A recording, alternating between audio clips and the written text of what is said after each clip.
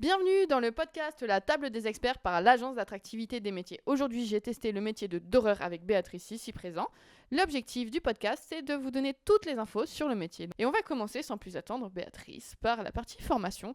Quelle est la formation pour devenir doreur ? Idéalement, c'est l'apprentissage, c'est-à-dire démarrer au niveau de l'école en 2 ans avec une alternance qui se fait entre l'école et la Bonne Graine à Paris ou des ateliers.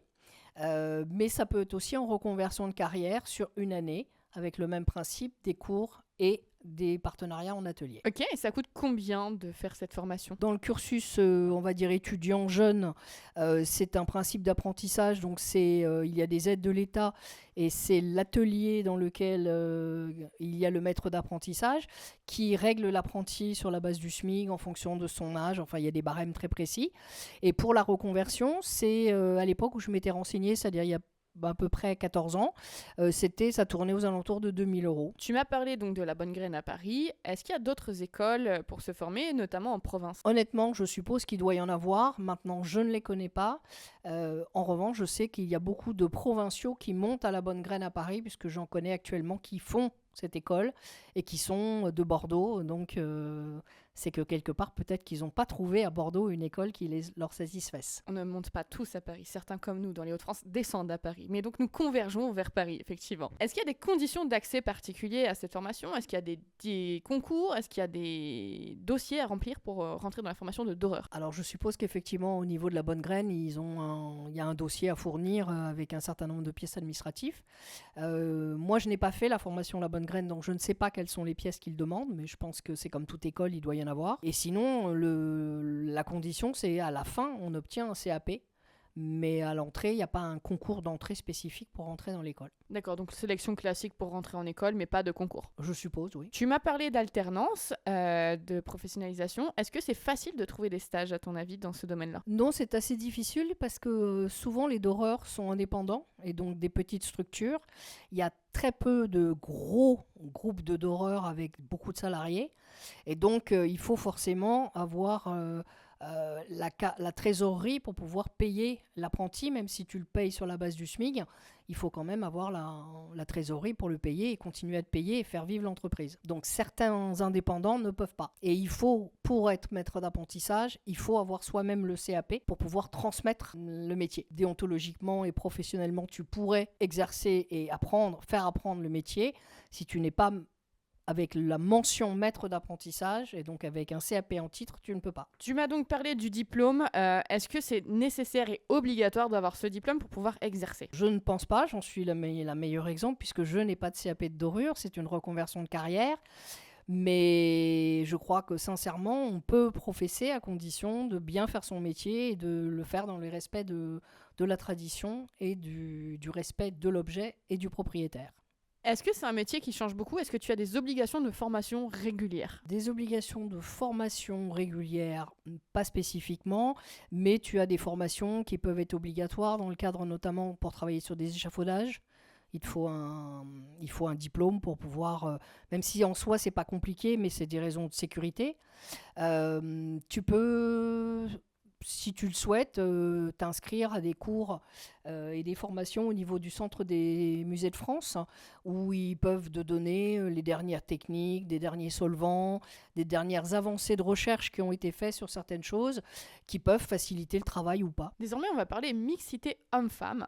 Est-ce que le métier de doreur est plus ou moins représenté soit par les hommes, soit par les femmes ? Alors je dirais que globalement, il est plus représenté par des femmes. Je pense que ça peut être tout à fait un métier qui est mixte. Et est-ce que c'est dur pour une femme de se faire une place dans le milieu ? Pas vraiment, parce que comme on est tous beaucoup indépendants, on a nos propres ateliers. Donc après, c'est sa propre communication ponctuelle, soit par le bouche à oreille, soit par les sites internet, soit par des mailings, soit par des prospectus, soit par des salons ou des petits espaces créateurs qui peuvent permettre de te faire connaître. Et c'est ça le plus dur au départ, faire sa clientèle. Ok, tu parles de salons. Est-ce qu'il y a des salons spécifiques justement par rapport au métier de doreur qui sont intéressants ? Pas à ma connaissance, à part des salons d'antiquaires, mais ils ne sont pas spécifiquement que d'horreur. Ils sont aussi peinture, sculpture et des choses comme ça. Donc c'est plus les métiers, les salons qui concernent l'art d'une manière générale. Donc en gros, tout ce qui est GEMA et CIMA, ça peut être intéressant. Donc GEMA, Journée européenne des métiers de l'artisanat d'art. et le CIMA qui a lieu en octobre justement dans les Hauts-de-France à Lens, qui est le Salon international des métiers de l'art. Ça, c'est le genre de salon qui peut être intéressant pour ton métier. Totalement. Est-ce que ton métier nécessite des adaptations quand on est une femme? Je pense notamment à tout ce qui est port de charges lourdes ou encombrantes, par exemple. Adaptation, oui, il faut faire attention, il faut apprendre à porter les objets, notamment au niveau du dos, donc avoir les bonnes postures. Après, il faut aussi savoir se faire aider avec d'autres personnes si nécessaire, parce que quand il y a un grand cadre, on ne peut pas le manipuler seul. Je vais te poser une question qui va paraître peut-être étrange, c'est l'accessibilité aux toilettes. Accessibilité aux toilettes, tant pour aller aux toilettes quand nous avons besoin, mais aussi par rapport aux périodes de règles où il faut régulièrement aller changer de protection. Est-ce que dans ton métier, tu as facilement un accès aux toilettes ou est-ce que parfois c'est compliqué? J'ai la chance de travailler avec des ateliers qui ont des toilettes, donc il y a zéro problème, il suffit d'y aller. Et quand tu vas chez les clients, du coup, pareil, tu as accès aux toilettes. Je pense notamment plus sur les gros chantiers, par exemple. Quand tu vas en extérieur sur des chantiers, est-ce que tu as cette accessibilité aux toilettes? Alors en général, oui, parce qu'il y a toujours des toilettes mobiles qui sont réquisitionnées, qui sont positionnées à proximité des gros chantiers. Dans les musées, c'est assez classique d'avoir des installations sanitaires. Donc globalement, à part peut-être dans des chantiers sont des églises en race campagne, où là peut-être, mais ça, moi, j'ai jamais connu personnellement, donc je ne pourrais pas dire. Est-ce que c'est discriminant dans ce métier d'être une femme? Je ne pense pas. Je pense qu'on a une sensibilité, on a une douceur, on est beaucoup plus patient et méticuleux, et je pense que c'est au contraire une force. Est-ce que le métier a un équivalent féminin? Parce que depuis tout à l'heure, on parle de doreur, mais est-ce qu'on peut dire une doreuse? Totalement, on peut dire doreuse. Ok, parce que je sais qu'il y a des métiers, si tu féminises, c'est un tout autre métier. Donc là, doreur, doreuse, c'est la même chose. Le vrai nom du doreur avec le CAP, c'est doreur ornemaniste. Donc je ne suis pas sûre qu'on dit doreuse ornemaniste, mais le terme doreuse, ça s'exploite tout à fait. Sinon, on est aussi beaucoup des restauratrices, conservatrices d'objets d'art. Dernière question pour tout ce qui est justement mixité homme-femme. Ça parle de charge mentale, ça parle de vie de famille. Est-ce que, avec ton métier, qu'on soit homme ou femme, peu importe, on parvient à avoir une vie de famille, une vie personnelle à côté? Oh, tout à fait, parce que, ok, on peut avoir des horaires décalés avec des petits flous, parce que quand on a commencé une étape, on ne peut pas forcément l'arrêter en plein milieu, donc on est obligé de la terminer avant de rentrer chez soi. Mais le fait de travailler en externalisé dans des ateliers, quand tu rentres chez toi, il n'y a plus l'objet. Donc tu es obligé de t'arrêter et donc de couper et de récupérer une vie de famille normale. On va parler différence entre salariat et indépendance. Est-ce que le métier de doreur peut être exercé en salariat? Bien évidemment, dans des gros groupes de dorures, certains sont assez connus sur la place de Paris, ils ont un certain nombre de salariés, il y a le Centre des musées de France qui ont des salariés, mais la majorité sont des indépendants. Ok, et donc quand on est salarié dans ces cas-là, je suppose que c'est sur du contrat à long terme, CDI, CDD, on n'est pas sur du contrat précaire. Je pense qu'effectivement, ils sont sur des CDD ou CDI, mais pas sur du précaire, oui. Sauf peut-être dans certains cas, sur certains chantiers, où il peut y avoir du personnel supplémentaire par rapport au nombre de personnes qui est nécessaire au chantier, ou peut-être il peut y avoir des principes d'intérim ou de contrats un peu précaires, ou plus souvent CDD à mon avis que précaire. Mais la plupart du temps, quand on est salarié, c'est pour un contrat stable dans ce métier. Je pense, oui. Ok, et quels sont les avantages à être salarié ou à être indépendant? Est-ce que tu vois des avantages à l'un ou à l'autre? Alors, l'indépendance te donne la liberté de tes horaires, la liberté de ton organisation, la liberté de travailler l'objet comme tu l'entends. Quand tu es salarié, dans certains groupes, tu peux faire par exemple que les apprêts, ou que la dorure, ou que la patine, et non pas la totalité du métier, pour des raisons de cadence, et puis avec les phases de séchage et tout ça, c'est bien des fois de morceler et d'avoir des étapes différentes. L'avantage du salariat, c'est que ça te donne de manière sûre les congés payés, tes jours de repos, tes vacances, et ton salaire tous les mois. Quand tu es indépendant, eh ben, tu es payé en fonction de quand sort l'objet, donc ça peut arriver que un mois, il n'y ait pas d'objet qui soit prêt à être sorti, ou qu'à la fin du mois, en attendant, la trésorerie est un peu plus compliquée. Donc je dirais que le quotidien financier doit être anticipé et réfléchi. Ça n'a pas été un frein pour moi, parce que je l'ai anticipé, mais ça peut être un frein pour d'autres, parce que la vie continue, tu as quand même des frais à payer. Et donc, quand tu sais que pendant un mois, tu vas rien avoir à sortir, notamment si tu travailles avec les musées, si ton chantier dure 2-3 mois, tu n'as pas d'apport pendant 2-3 mois. Donc, c'est une gestion financière qu'il faut anticiper. qu'il faut prévoir à l'avance. Donc tu peux avoir des mois qui vont être importants et des mois qui ne le seront pas. Et il faut que tu fasses une forme de lissage pour ne pas trop dépenser quand tu as beaucoup d'argent, pour que justement il t'en manque pas les périodes où ça va être un peu plus juste. En tant que salarié, tu as moins de problèmes par rapport à ça. Est-ce que justement il y a une sorte de saisonnalité dans ton métier? Pas vraiment, parce que je dirais que ça dépend plus par rapport à l'offre que tu as des clients. Tu as des périodes où il va y avoir que des tout petits cadres, donc des tout petits devis. Et à l'inverse, tu vas avoir des périodes où il va y avoir des gros objets avec des gros devis. Et il n'y a rien qui, dans la période de l'année, va te dire ça va être ça ou pas. Il y a des années avec beaucoup de grands objets, d'autres moins, mais il n'y a rien il n'y a pas une vraie saisonnalité. Il y a plus une saisonnalité quand tu dois être amené à faire de la dorure en extérieur, où là, c'est quand même mieux qu'il ne pleuve pas, qu'il n'y ait pas trop de vent, parce que même si tu es protégé, les conditions de travail étant un peu plus difficiles, c'est vrai que quand il fait très froid, etc., c'est pas idéal. En tant qu'indépendant, quel est l'investissement qu'il te faut pour pouvoir te lancer? Est-ce que tu dois investir dans beaucoup de matériel? Est-ce que tu dois acheter régulièrement de la matière? Comment ça se passe? Alors, il y a des investissements de base qui concernent vraiment tout ce qui est outils que tu vas utiliser, c'est-à-dire les spatules, les fers à reparer, les agates, les pinceaux, les matériaux, donc aussi bien solvants que structurels, comme la craie, comme la colle, comme l'argile, comme l'assiette, la miction, enfin tous ces produits-là, y compris les solvants. Bien évidemment, ça c'est quelque chose que tu achètes en grosse quantité. Donc quand tu achètes un pot, tu as plusieurs mois devant toi. Ce que tu vas être amené à acheter régulièrement et qui a un grand coût, c'est les feuilles d'or, c'est la matière première. Parce que évidemment, avec les hausses de l'or, les variabilités des cours font que d'une commande à l'autre, tu peux avoir des grosses fluctuations. Et donc il faut que tu en tiennes compte dans tes devis. Et ça peut être régulier parce que un carnet de feuilles d'or, c'est 25 feuilles. Selon ce que tu as à faire sur un objet, tu peux avoir facilement besoin de 4, 5, 6 carnets, voire plus. Donc ça peut monter très vite en budget. Donc ça, c'est quelque chose que tu vas racheter régulièrement. Le deuxième objet que tu vas racheter régulièrement, c'est les pinceaux, sous toute forme qui ce soit, parce que ça s'use pour pouvoir garder les poils et qu'ils soient bien pleins. Donc ça, c'est des matériaux qui vont être très usables et que donc tu vas devoir remplacer régulièrement.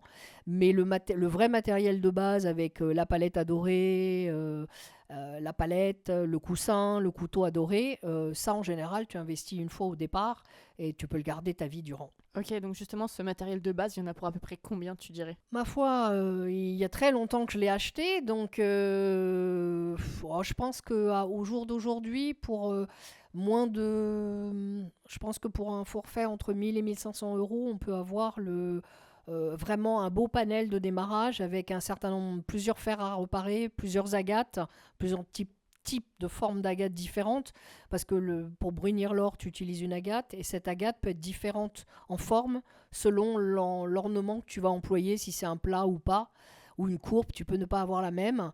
Donc, mais je pense que entre 1000 et 1500 euros, tu peux avoir une belle base avec du bon matériel et non pas des trucs achetés en Beaux-Arts à 3 francs 6 sous, parce que ça c'est bien pour s'amuser, mais en professionnel tu peux pas te permettre sur les matières de perdre des poils et d'avoir des pinceaux qui bavent, ou c'est pas beau. Donc il faut vraiment du bon matériel. Selon toi, il faut combien de temps pour réussir à se lancer en tant qu'indépendant dans ce métier? Pour acquérir une base de clientèle qui te permette de vivre, je pense qu'il te faut entre 2 et 3 ans.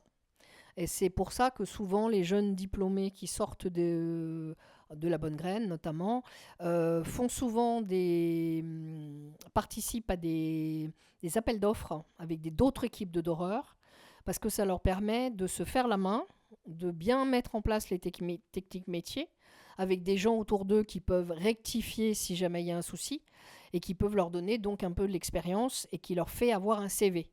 Et après, une fois que tu as un CV en ayant fait 3-4 ans d'appel d'offres, tu peux te permettre peut-être de t'asseoir quelque part une forme d'indépendance derrière, parce que tu peux commencer à avoir eu quelques clients. Et donc, les clients peuvent te faire confiance dans la mesure où tu mets en avant que tu as travaillé sur tel ou tel article de musée. Et donc, ça valorise ton activité. Mais en secret, en indépendant pur, selon l'endroit Et la zone d'achalandise où tu es, oui, ça peut être très compliqué. Par exemple, si tu t'installes dans un petit village, tu auras beaucoup plus de difficultés à te faire une clientèle que si tu t'installes dans une ville. Si je dois résumer, il faut se faire un portfolio, il faut se faire un nom en quelque sorte en ayant des belles réalisations à montrer. Et 2, faut aussi bien choisir là où on s'installe parce qu'effectivement, si tu t'installes en race campagne dans un lieu pauvre, il va pas y avoir grand monde qui va venir te voir, tandis que si tu es dans des villes un peu plus aisées, on va dire, il y a forcément plus de possibilités qu'il y ait des clients dans cette ville même déjà de base. Oui, d'autant plus que si tu as un atelier qui a pignon sur rue, c'est plus facile pour les gens de rentrer que si tu es dans une maison dans ton jardin où personne ne te voit. Là, ça voudra dire que c'est pas exclu, mais ça veut dire qu'il faut que tu mettes en place un budget de communication pour te faire connaître à cet endroit-là et que les gens viennent jusqu'à chez toi. Ça peut être plus compliqué qu'effectivement si tu as une boutique dans la rue où tu pousses la porte. On va parler maintenant de la différence entre junior et senior. Donc toi, ça fait plus d'une dizaine d'années que tu exerces le métier, donc on peut considérer que tu es senior dans ton métier puisque tu as de l'expérience. Est-ce que quand on débarque dans le métier, c'est facile de se faire une place en tant que junior ? Alors, dans mon cas, ça a été un petit peu difficile parce que c'était une reconversion qui partait officiellement de rien, puisque pas de CAP et pas d'école en question. Donc c'était un peu plus compliqué, mais je pense que les gens qui ont le CAP ou qui font une reconversion à la bonne graine peuvent très bien s'installer et percer, même parce que à partir du moment où tu es jeune dans le métier, c'est-à-dire que tu as moins d'1 an ou 2 ans d'expérience, même si tu es senior parce que tu es en reconversion, je pense que c'est pas incompatible. Il faut juste avoir bien anticipé les périodes justement de trésorerie, parce que ça, si tu les anticipes pas, ce stress-là, cette charge mentale peut être très importante et peut faire en sorte que tu ne tiennes pas la route, parce que les factures continuent à tomber, il faut continuer à les payer. Si pour faire ton métier, tu es obligé d'acheter des matériaux, même si en face, il n'y a pas beaucoup de clients, s'il y a une dorure à faire, tu seras obligé d'acheter de l'or. Donc il faut que ton devis et ta trésorerie te permettent d'acheter l'or et que quelque part, il te reste un petit peu d'argent pour te payer. Mais je pense que ce n'est pas incompatible de commencer. Il faut juste peut-être ne pas vouloir aller trop vite. Il y a le fait de prendre son temps, mais il y a aussi peut-être, comme tu disais, on n'est pas forcément obligé d'avoir un diplôme.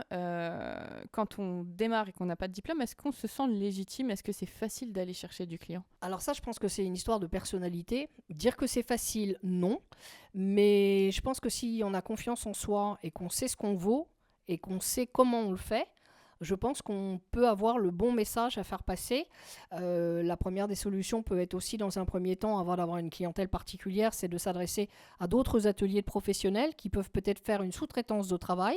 C'est exactement ce que j'ai choisi de faire au départ, qui me permettait de ne pas faire ma clientèle, mais finalement de travailler sur une clientèle qui était existante et qu'on l'on m'amenait. C'est peut-être un bon moyen de rentrer dans le système sans avoir tous les risques au départ. Est-ce qu'il y a des perspectives d'évolution dans le métier de doreur ? À partir du moment où tu es indépendant, la seule perspective d'évolution que tu peux avoir, c'est de faire perdurer ton entreprise et de faire en sorte que tu aies de la longévité et que ça te permette d'en vivre au quotidien décemment pour faire vivre ta famille, te faire les plaisirs de la vie et pouvoir t'acheter des choses qui te font envie. Après, perspective d'avenir, peut-être plus dans le salariat où tu peux peut-être grossir au sein de l'atelier, prendre différentes responsabilités et peut-être arriver chef d'équipe ou chef d'atelier et in fine ouvrir ta propre entreprise. Si je te dis dans l'indépendance, par exemple, est-ce que dans les perspectives d'évolution, tu pourrais avoir envie de faire des gros chantiers, style par exemple, comme on est près de Paris, Notre-Dame par exemple, tu vois, des choses comme ça, est-ce que ça fait partie des rêves un peu qu'on a d'aller faire des gros chantiers impressionnants ? Alors ça peut faire partie des rêves, mais ce type de chantier, on ne peut pas le faire seul. Donc c'est forcément sur des appels d'offres et avec des équipes. Pour faire des appels d'offres avec des équipes, il faut avoir un CAP. Il faut avoir des équipes, c'est-à-dire qu'il faut connaître des équipes qui peuvent t'intégrer sur ces appels d'offres. Mais en général, il y a quelques gros doreurs sur la place de Paris qui en général sont toujours très très bien placés sur ces appels d'offres. Tu m'as dit que junior dans le métier, c'était pas incompatible avec le fait d'être senior dans la vraie vie. Justement, en parlant d'emploi senior, est-ce que on peut se reconvertir dans ce métier en étant justement avancé dans la fleur de l'âge, ou est-ce que c'est un métier un peu trop contraignant physiquement par exemple ? Alors je pense pas que ce soit un métier très très contraignant parce que tu peux aussi très bien sûr tu peux avoir des positions debout et des choses comme ça, mais je pense qu'il est possible tout à fait d'adapter les plans de travail si jamais tu as besoin plus de t'asseoir. Donc je pense que c'est pas incompatible. Après, ce qui va peut-être être limitatif, c'est la vue. Il faut avoir une bonne vue pour bien voir, bien travailler ce que tu fais. Et Au bout d'un certain temps, peut-être qu'entre la faiblesse des mains et la vue qui baisse, ça peut être problématique.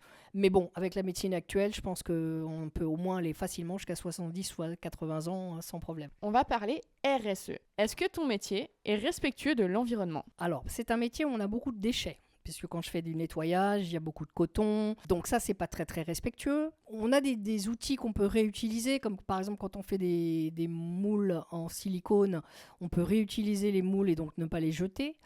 On utilise de la colle de peau, du stuc, tout ça c'est des périssables. Donc régulièrement, c'est des déchets. Donc je ne suis pas sûre qu'on soit vraiment tout à fait très écologique. Alors peut-être pas très écologique, mais il y a quand même beaucoup de choses que toi tu vas réemployer justement pour essayer de limiter ton impact sur l'environnement. Ça c'est sûr, mais c'est aussi surtout pour un point de vue pécunier. Les matériaux sont chers, donc si on peut les préserver, c'est mieux. Au niveau du bien-être animal, est-ce que ton métier est respectueux du bien-être animal? Parce que tu m'as donc parlé de la brosse en peau de martre, enfin en poil de martre, pardon, parce que ça n'a pas de peau, de la colle de trucs de poisson, de la colle de peau de lapin, enfin voilà, tu m'as cité je ne sais pas combien d'animaux depuis tout à l'heure. Est-ce que c'est respectueux du bien-être animal? Pour être tout à fait honnête, je ne connais pas les fabrications des matériaux et des outils qu'on emploie, mais je pense que c'est probablement des animaux morts qui sont utilisés et dont on garde les poils, les choses comme ça pour faire les pinceaux ou les palettes, choses comme ça. Donc je pense que les animaux sont respectés. Tu parlais aussi de la colle de peau de lapin, par exemple, où tu disais qu'en fait, avant, c'était effectivement utilisé directement à base de bébêtes, puisque c'est des produits qui datent de la nuit des temps, en fait, que vous utilisez toujours, mais qui ont été créés il y a très longtemps, mais que tu pouvais en avoir aussi certains qui étaient faits de manière industrielle. C'est-à-dire que maintenant, tout ce qui est avant, c'était tout ce qui était déchets du lapin. Maintenant, on pouvait tuer le lapin pour avoir. Maintenant, une fois que ton lapin il est passé en carcasse pour être à la vente en boucherie, bah, les restes du lapin peuvent être industrialisés pour faire de la colle. Il n'y a pas à tuer l'animal pour faire, alors qu'avant, il pouvait être amené à tuer l'animal pour avoir la colle. Oui, donc maintenant, on est vraiment sur une optimisation complète de l'animal. Je pense, oui. Tu m'as parlé aussi de tout ce qui est colle et solvant. Est-ce qu'il y en a certains qui sont plus ou moins bons pour la planète? Alors, il y en a qui sont carrément très, très pas bons pour la planète, ni pour notre respiration. C'est bien pour ça qu'on les travaille au masque. Ce sont des solvants qui sont utilisés vraiment en cas d'extrême cas, quand vraiment on ne peut pas nettoyer le cadre autrement, ou l'objet. Sinon, on essaye plutôt d'utiliser des solvants en phase aqueuse ou des solvants légers qui peuvent permettre, comme de l'acétone ou white spirit ou de l'éthanol, qui peuvent permettre de nettoyer sans attaquer la dorure et qui permettent d'être un peu moins toxiques. On va enchaîner sur le bien-être, j'allais dire du collaborateur, mais donc du doreur en lui-même. Est-ce que c'est un métier qui est respectueux justement du bien-être humain, ou est-ce qu'il y a des adaptations? Comment ça se passe? C'est un métier qui peut être très poussiéreux, donc il faut que tu fasses une bonne ventilation de ta pièce, il faut régulièrement balayer les ateliers, aspirer éventuellement les sols, dépoussiérer les plans de travail et les objets, parce qu'il y a quand même un certain nombre de poussières, entre la poussière naturelle des intérieurs, la poussière des objets et la poussière que l'on fait avec le stuc, quand on fait de la reparure, ouais, c'est assez. Tu peux avoir beaucoup... alors plus peut-être pour les femmes, il est très difficile de se mettre du vernis à ongles parce que quand tu fais entre les solvants et les reparures, très souvent le vernis ne résiste pas. C'est moins courant pour les hommes, hein, évidemment, ils ont moins ce problème-là. Tu peux être amené à utiliser des produits qui peuvent tacher, comme l'assiette, comme des choses comme ça. Donc la gomme laque, ça fait partie des choses qui peuvent être irréversibles. Donc idéalement, il faut faire attention à avoir un habillement qui permette du tout venant et du tout... S'il est abîmé, il est abîmé, c'est pas très grave. Mais tu te mets pas en tailleur Chanel pour aller travailler. Voilà. Sinon, c'est vrai que il faut se protéger en fonction des solvants qu'on utilise, parce que même si l'acétone peut paraître anodin, quand on est 2-3 heures au-dessus à respirer les vapeurs, c'est plus si anodin que ça. Donc, il faut bien penser à mettre les masques pour se protéger. Il faut faire attention si on a des problèmes respiratoires, de pas trop aspirer de la poussière et donc régulièrement de bien se moucher et de bien se nettoyer le nez avec des sérums filles ou des produits divers qui existent en pharmacie. Est-ce qu'au niveau de la position, c'est un métier qui peut être fatigant? Dans certains cas, oui. Si tu interviens sur des échafaudages ou sur des échelles pour travailler sur des parois verticales, ça peut être très pénible à la journée parce que tu as du poids dans les jambes, tu as de la tension dans le dos, tu as les bras levés. donc c'est des postures qui ne sont pas toujours faciles. En atelier, tu as la possibilité de t'asseoir. Tu n'es pas toujours debout. Donc, c'est plus confortable en atelier que quand tu interviens, par exemple, en intérieur chez les gens ou en musée. Est-ce que l'intelligence artificielle a un impact sur ton métier? Est-ce que elle peut t'aider ou est-ce qu'au contraire, ça n'a aucun impact sur ton métier? Je dirais que dans le cadre de mon métier, pour la technique métier, je ne suis pas sûre qu'elle peut être vraiment utile au quotidien. Elle est peut-être plus utile, et c'est ce qu'a commencé à faire le Centre des musées de France, avec l'étude en balayage électronique des couches de différentes dorures pour arriver justement à savoir les couches anciennes des couches nouvellement reprises. Où ça, tu peux arriver avec le balayage à voir les différences de niveau. Et donc ça peut être un plus.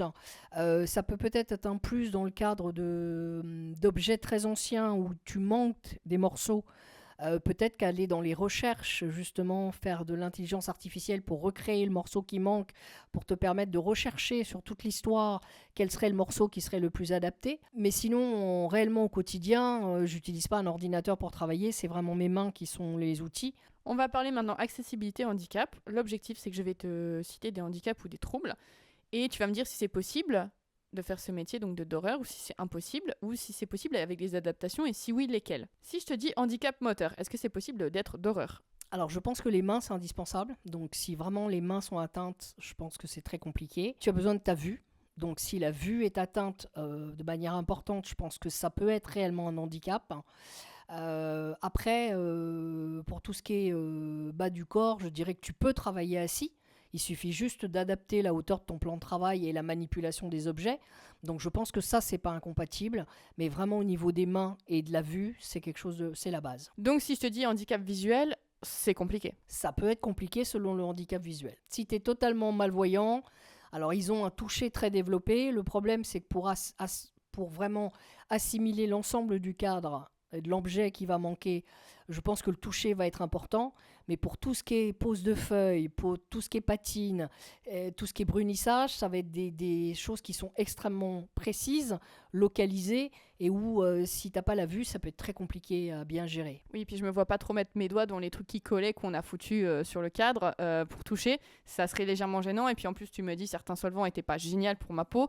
Donc oui, clairement, ça peut être complexe. Et tu m'as montré un super truc tout à l'heure pour regarder. Alors j'ai eu l'air très intelligente avec. Mais c'est ce truc-là, pour justement faire une espèce de loupe pour mieux voir alors qu'on a une bonne vue. Ça te permet de voir beaucoup plus les détails, hein, parce que ça grossit plus le détail, et donc ça te permet de peaufiner le travail à l'endroit où tu le fais. À partir du moment où tu n'as pas cette possibilité, quelque part, tu peux laisser des aspérités et des anomalies qui fait que ça peut se ressentir au niveau de ta dorure après. Si je te dis trouble auditif, je pense que c'est pas un problème parce qu'en fin de compte, l'objet va pas te parler, à part peut-être te mettre de la musique, toi, que ça te manque à ton atelier, mais sinon, c'est pas dramatique. Il y a une grosse partie du travail où tu es vraiment très concentré sur ton objet et où je dirais presque que le monde extérieur s'efface. En gros, Louis, c'est pas un sens qui est nécessaire pour exercer ton métier. Non, je pense que les vrais sens qui sont importants, c'est le toucher, l'odorat et la vue. La vue et le toucher, on en a déjà parlé. Et l'odorat, c'est parce que comme on utilise des produits justement qui sont périssables, l'odeur, quand ça commence à tourner, est très caractéristique et ça te permet de savoir si ton matériau est bien ou pas. Parce que si tu utilises un mauvais matériau qui commence déjà à être un peu défraîchi, même s'il n'est pas, entre guillemets, pourri, tu fragilises les apprêts de ta dorure et donc tu n'auras pas une dorure qui sera de qualité. Oui, parce que donc tu m'as dit que tu utilisais beaucoup de substances qui restent malgré tout animales, on va dire en quelque sorte, la colle de trucs de poisson et la colle de peau de lapin, et que c'est des choses qui effectivement tu dois conserver au frais, qu'il y a une certaine conservation particulière et que tu peux pas garder super longtemps. Non, en moyenne tu les gardes... Pour une colle, tu peux la garder maximum une semaine. Très vite, si tu la laisses, tu t'aperçois que tu as des développements de champignons dessus très caractéristiques et donc elle est inutilisable. Et l'odeur est très caractéristique. On va enchaîner sur les hyperesthésies. Les hyperesthésies, c'est quand on a justement nos 5 sens plus développés. Ça touche notamment les personnes qui sont HPI, donc au potentiel intellectuel, qui n'est pas reconnu comme un handicap, mais qui reste quand même un handicap, notamment au niveau des codes sociaux, etc. Et les personnes atteintes du trouble du spectre autistique. Donc ces personnes, en général, ont des sens plus développés. Est-ce qu'en ayant l'odorat plus développé, ton métier peut être gênant? Alors certains produits peuvent sentir très fort, certains peuvent avoir des odeurs désagréables. Colle de poisson, c'est assez fort. Tu peux être amené à utiliser de l'ammoniac pour nettoyer. L'ammoniac, c'est très très fort. Donc certains produits peuvent te déranger plus que d'autres. Maintenant, il y a aussi peut-être des manières de contourner la chose.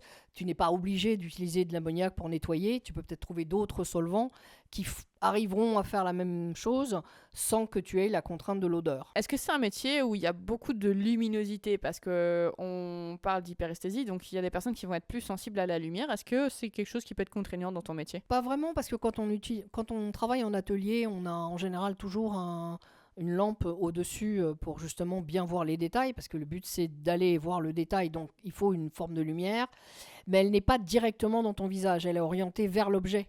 Donc je suis pas sûre que ce soit une vraie gêne. Si je te dis hyperesthésie gustative, est-ce que ça peut être gênant? Parce que tout à l'heure, tu m'as raconté une anecdote qui m'a fait grimacer de fou. Est-ce que tu peux nous expliquer un petit peu ce que certains doreurs font? Oui, certains doreurs ont l'habitude de mettre leur stuc en bouche. Donc, il y a un certain goût. Moi, personnellement, je n'y arrive pas. Ça me lève le cœur. Oui, parce que donc toi, ce que tu fais, c'est que tu le réchauffes dans la paume de tes mains, puisqu'il faut le mettre à température ambiante, ce qui en fout déjà partout sur les mains. Donc, j'imagine pas dans la bouche. Voilà. Donc, quelqu'un qui est un peu sensible des papilles, vaut mieux pas qu'il fasse ça. Mais alors, c'est pas du tout obligatoire dans ton métier. C'est pas obligatoire. En même temps, ce sont pas des produits incomestibles, puisqu'on est quand même... on n'avale pas non plus des kilos de colle et c'est de la craie, donc c'est pas non plus hyper toxique pour l'organisme. C'est juste que gustativement, moi, j'y arrive pas. Dernière hyperesthésie qu'on va citer, c'est l'hyperesthésie cutanée. Donc, quand tu as justement la peau très sensible, moi je l'ai notamment. Donc, tu supportes pas, par exemple, d'avoir du blanc d'œuf ou des substances collantes sur tes doigts quand tu casses 2 œufs à la suite. Est-ce que ton métier, on a souvent des trucs sales ou collants ou poisseux sur les mains? Oui, tout à fait. On a beaucoup de ce genre de choses. Tu as aussi des solvants qui peuvent être très irritants au niveau de la peau, mais dans ces cas-là, la possibilité, c'est d'envisager de mettre des gants pour travailler. Alors après, il faut appréhender ce métier avec des gants, parce que quand tu enlèves le gant, te fait enlever le vrai toucher. C'est un toucher qui est différent. Donc il faut apprendre à travailler avec des gants et à faire en sorte que tu reconnaisses ce que tu dois percevoir avec tes doigts malgré l'épaisseur du gant. Oui, et puis pour tout ce qui est, on va revenir au stuc, le rouler dans les mains, etc. Alors ouais, ça t'en fout plein sur les doigts, mais c'est pas une matière ultra désagréable. Une fois qu'elle devient effectivement molle, ça devient presque agréable comme de la pâte à modeler. Et puis après, t'as les mains sales, tu vas te les laver. De toute façon, on passe notre temps à se laver les mains dans ton métier, à se laver les mains et à laver les pinceaux. Donc moi qui ai une hyperesthésie cutanée, j'ai survécu et je pourrais survivre dans ton métier. On va parler des troubles 10. Donc tout ce qui est dyslexie, dyscalculie, dysgraphie, dyspraxie. Est-ce que c'est des troubles qui peuvent être dérangeants dans ton métier? Alors certains troubles qui peuvent affecter les muscles peuvent être à mon avis handicapants. Parce que quand tu es dans une action et que tu dois faire par exemple quelque chose de plat, de lisse, si tu as des soubresauts de tes mains qui font que ça peut être très compliqué, aussi bien dans la pose des matériaux que le traitement de la reparure. En gros, vaut mieux pas être Parkinson pour faire ton métier. Concrètement, pour tout ce qui est dyscalculie, dysgraphie, dyslexie, c'est la galère à lire, à écrire et à calculer. C'est pas très très gênant puisque ma foi, tu passes pas non plus ton temps à faire des calculs savants. Calculs savants, tu les fais sur des tableurs Excel, donc t'as pas il n'y a pas forcément besoin d'utiliser toi-même ton esprit pour calculer. Tu as des machines qui peuvent le faire à ta place. L'écriture, quand tu fais ton devis, mais là aussi avec tous les traitements de texte qui existent, tu n'es pas obligé de l'écrire à la main. Plus personne ne les écrit à la main d'ailleurs. Pour tout ce qui est gestion d'une entreprise, ta gestion financière, tout ça aussi se fait sur tableur et choses comme ça. Donc non, je pense qu'il y a vraiment le côté physique qui peut être problématique parce que là, tu mets directement ton activité je dirais en danger, et tu peux te mettre en danger.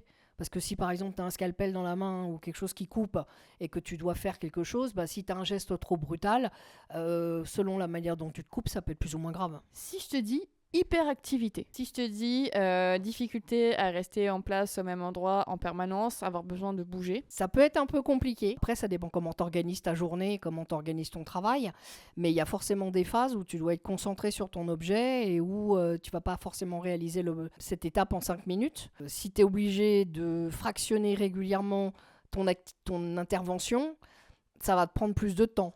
Donc, qui dit plus de temps, dit forcément de temps de travail plus important Et donc là, tu as deux options. Soit tu dois augmenter ton devis pour inclure ce temps de travail qui va être perdu. Et là, ça peut être faire après un budget trop conséquent pour ton client et donc mettre en péril ton activité. Tu pars du principe que ça fait partie de tes caractéristiques et que là où quelqu'un va mettre une demi-heure, toi, tu vas mettre 1 heure. Et donc, tu sais qu'il faut que tu comptes une demi-heure et que cette demi-heure de décalage, elle sera perdue. Si je te dis trouble du déficit de l'attention avec ou sans hyperactivité, Ça peut être gênant parce que tu as quand même des phases où tu dois être très concentré sur ce que tu fais parce que tu peux pas, par exemple, si on utilise le cadre d'un nettoyage, il faut que tu sois concentré sur ton nettoyage parce qu'il faut que tu enlèves la crasse et les repins que tu veux retirer, mais il faut pas que tu abîmes la dorure qui est dessous. Donc il faut que tu sois concentré, que tu fasses ton nettoyage, que tu le mènes à bien, mais que tu n'ailles pas trop loin. Si tu as du mal à te concentrer, tu peux être amené à faire peut-être un dégât. est-ce que le métier de doreur pourrait être gênant pour quelqu'un qui est hypersensible, donc c'est-à-dire qui va ressentir les émotions plus fortement? Bon, je pense pas parce que tu travailles quand même sur quelque chose qui est immatériel, qui bouge pas, qui va pas te parler. Ça peut être un bel objet auquel tu peux être sensible, mais c'est pas un objet qui va te provoquer des émotions très fortes où tu vas te mettre à pleurer rien qu'en le voyant. Tu peux être satisfait de ton travail, donc sur ce moment-là, tu peux être un peu plus sensible, mais je pense pas que ce soit un réel handicap pour le métier. Quand tu fais la restitution au client, peut-être par exemple là tu ressens peut-être plus d'émotion si le client est justement hyper émotionné par ton travail. Ça va dépendre du client. Tous ne sont pas très très expansifs sur le côté je suis content. C'est peut-être un moment qui peut être un petit peu plus difficile à gérer dans ce cas de figure, mais je pense que y a moyen d'arriver à se mettre une petite carapace sur ces moments-là. Et si tu viens de faire une redorure dans la chapelle Sixtine, J'ai pas eu l'occasion, je te le dirai. et du coup peut-être que ça t'émotionne aussi un peu plus, te dire waouh, je suis dans un lieu historique où il y a eu ça, voilà, c'est genre waouh. Si tu as postulé, c'est que tu sais où tu dois aller et tu sais pourquoi tu le fais. Donc logiquement, ça ne doit pas non plus t'impressionner au point que tu perdes tes moyens. On va parler routine, puisque donc dans le trouble du spectre autistique, il y a justement ce besoin en général de routine et d'être rassuré de faire les mêmes choses. Est-ce que c'est un métier qui est compatible avec ça? Est-ce que tu as un côté assez routinier? Il y a souvent toutes les mêmes étapes se retrouvent sur les objets, donc tu as une forme de routine, mais qui n'est pas constante à la journée, puisque tu vas travailler en fonction de l'évolution des objets. Donc dans la même journée, tu peux être amené à faire du stuc, de la reparure, comme du nettoyage. Donc tu as 3 objets, tu peux être à 3 étapes différentes, parce que tu n'as jamais qu'un seul objet en fonctionnement. Comme tu as des phases de séchage ou d'évaporation des solvants, tant que l'objet est dans cette phase-là, tu en prends un autre. Et ainsi de suite. Donc tu peux avoir plusieurs objets qui tournent. Alors quelqu'un qui a besoin de faire toujours les mêmes choses au même moment pour se rassurer, peut-être être déstabilisé avec ça. Ou alors il faut qu'il organise son planning pour ne faire que des journées de nettoyage, que des journées de gros blanc ou que des journées de reparure. Et là, selon les objets qu'il peut avoir, ça peut être plus compliqué à organiser au planning. Très bien, et à l'inverse, ce qui va plutôt concerner le HPI, donc le haut potentiel intellectuel, c'est justement cette phobie de la routine et ce besoin d'être stimulé intellectuellement sur différents challenges à chaque fois et de ne pas faire la même chose. Est-ce que c'est compatible? Tu n'auras pas de routine, parce que même si tu as les mêmes étapes, chaque objet peut être totalement différent. Donc tu n'as pas une vraie routine en soi. Je ne suis pas sûre que ça te stimule tout le temps. Parce que c'est finalement la même chose que tu refais. Tu peux avoir après des challenges par rapport à la difficulté sur l'objet, par rapport à la matière, par rapport à justement trouver la bonne façon de faire, le bon système D éventuellement. Donc dans ce cas-là, tu as quand même un petit peu de challenge, tu vois. C'est pas quand même tout le temps la même chose, tout le temps la même chose, tout le temps la même chose. Alors, c'est pas du tout la même chose parce que chaque objet va être différent et peut réagir de différentes manières. Il y en a, tu vas te dire, le nettoyage, ça va être très simple parce que ça te paraît évident.